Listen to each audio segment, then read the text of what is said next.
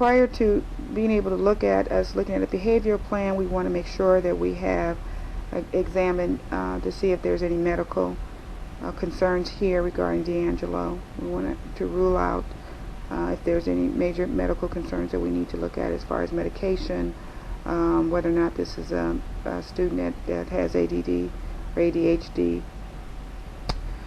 At this point, we would review all his records, and if I were his resource teacher or the counselor or teacher involved, I would call together a meeting with all of the key players, his parents, if there were significant, a grandmother or someone else in the home. Sometimes, looking at this mother, she does not seem to have a whole lot of control over as far as what D'Angelo or his perception of what he does. I would look to see if there's other authoritarian figures in the home with D'Angelo. I would bring all those key people together, and what I would look at is a strengths and a weakness model. In this tape, we do see one of D'Angelo's strengths is that he appears to be, a large, clean boy. He appears to be somewhat accepted by his peers. At least they're willing to laugh at him when he's doing inappropriate things. We know that D'Angelo is a student that likes lots of attention, even if it's negative attention. As a teacher, I would look at what are the major things that I want to change and work at with D'Angelo. If I were his teacher, I would say right now the most important for me would probably be the disruptive behaviors, and that he's a disruptive force in the classroom. It appears that the parent meeting with the principal did not seem to be very meaningful. We've got to give them some things up front before we look at trying to change some of those behaviors. I think in doing it also being able to create some very structured situations for D'Angelo. A couple of the classes that we've observed, there's not the structure.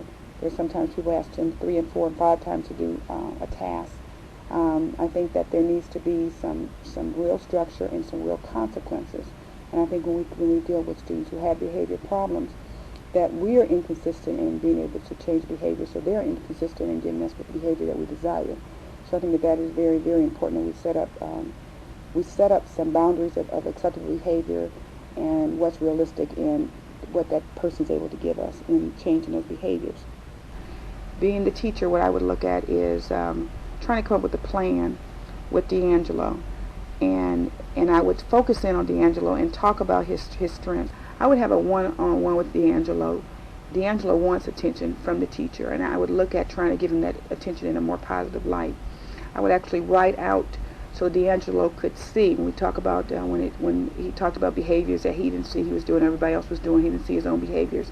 I would have a plan where I would write those behaviors out and say, when I ask you, you can't get up and sharpen your pencil without getting permission from me. Since he tends to wander in the classroom.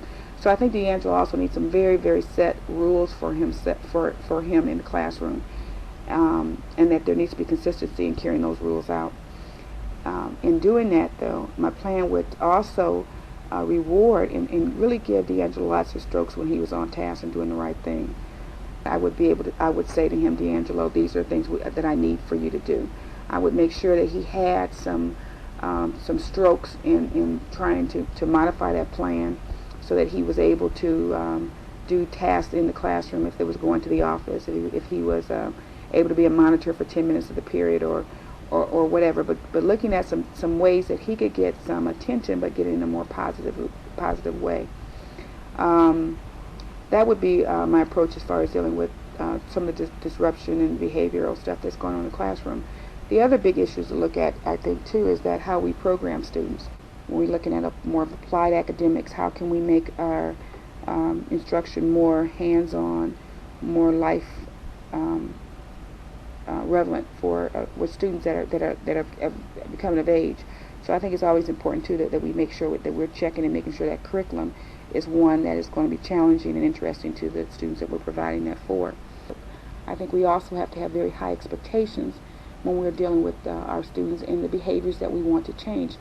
Not unrealistic behaviors, but high expectations.